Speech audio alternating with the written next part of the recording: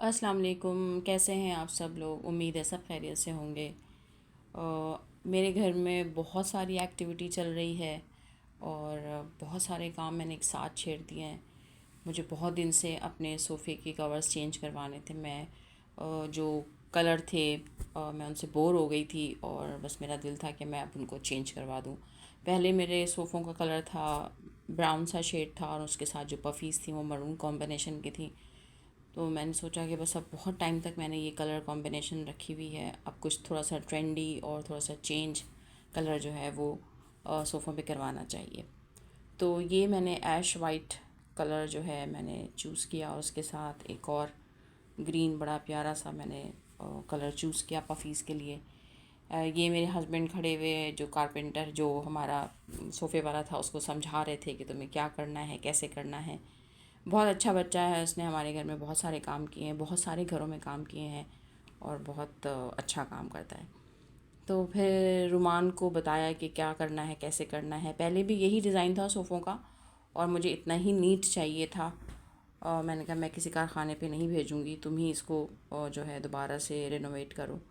तो उसने कहा ठीक है बाजी, मैं कर दूँगा। फिर उसने सोफ़े तैयार किए, उसके साथ उसने फिर पफ़ीज़ पे भी जो है वो काम शुरू कर दिया।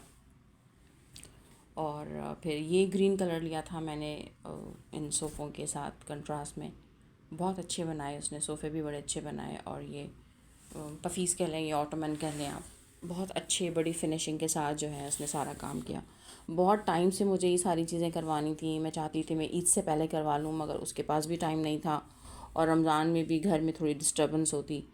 तो मैंने सोचा कि चलो बस ठीक है, ईद के बाद ही इसको करवा लिया जाएगा। घर में थोड़ा सा मेस तो हो जाता है, बट आपको पता होता है कि क्या चीज़ लग रही है और कितनी क्वांटिटी में लग रही है।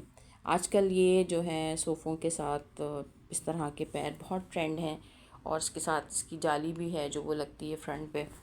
मैंने सोचा था वो भी लगवाऊंगी, लेकिन वो बनाने में इतना टाइम लग रहा था तो मैंने कहा कि बस अब इतना ज़्यादा हैसल हो गया और इतना ज़्यादा घर मैस हो गया कि अब मैं मज़ीद जो है ये सारी चीज़ें नहीं बर्दाश्त कर सकती।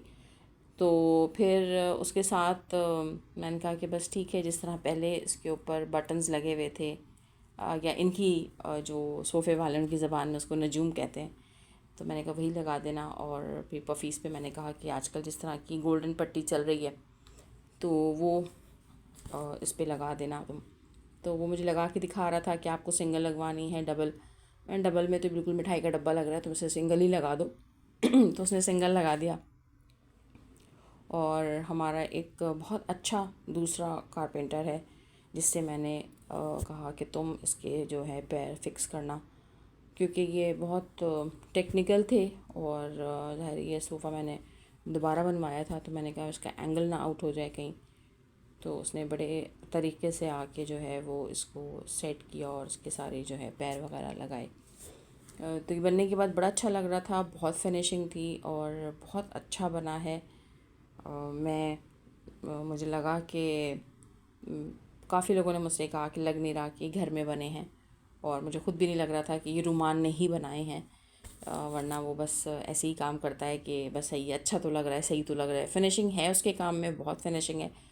लेकिन मैं उसे बहुत डांट डांट के काम करवाती हूँ, तुम ऐसे करो वैसे करो। क्योंकि ये मेरा शौक़ भी है, मुझे पसंद भी है इस तरह के काम। और मैंने बहुत सारी चीज़ों पे ऐसी वर्किंग की है।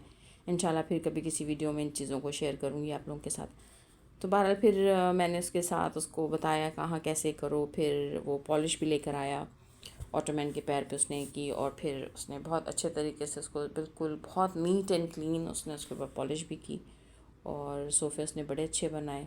टाइम तो लगा, बट मुझे ये था कि मुझे तसल्ली थी कि जो शीट लगी है वो ओरिजिनल है और सारे जितना भी मटेरियल है सारी चीज़ें वो मेरे सामने ही थी। तो घर तो मेरा कुछ दिन के लिए थोड़ा सा प्रॉब्लमेटिक हुआ मेरे लिए और बाकी लोगों के लिए, लेकिन बनने के बाद बहुत अच्छा लग रहा था। और ये फिर उसने मुझे ला के 3-4 तरह के दिखाए। ये बटन्स मैंने कहा इसकी मैचिंग के तो यही है। सामने इस जगह पे नेट लगनी थी इसी तरह की मेटल की, बट उसमें बहुत टाइम लग रहा था। मैंने कहा नहीं, बस अब मज़ीद घर को मैं मैस नहीं देख सकती, तो तुम ऐसे करो, ऐसा करो कि ये ऐसे ही गोल्डन बटन लगा दो। तो इन गोल्डन बटन के साथ भी ये सोफ़ा बहुत एलिगेंट लग रहा है और बहुत अच्छी है इसकी कॉम्बिनेशन। फ़िलहाल मैंने इसके ऊपर पुराने ही कुशन रख दिए हैं, लेकिन जो ऑटोमन का या पफीज़ का जो कलर है, एक्चुअली मुझे उसी कलर के जो हैं वो उस पर कुशन रखने हैं, और उसके साथ जो है उसका लुक ज़्यादा अच्छा लगेगा, क्योंकि ये बहुत ज़्यादा कलरफुल हो रहे थे। और इसके साथ मेरा एक गोल्डन सोफ़ा भी है, वो भी मुझे चेंज करवाना है, लेकिन इंशाल्लाह।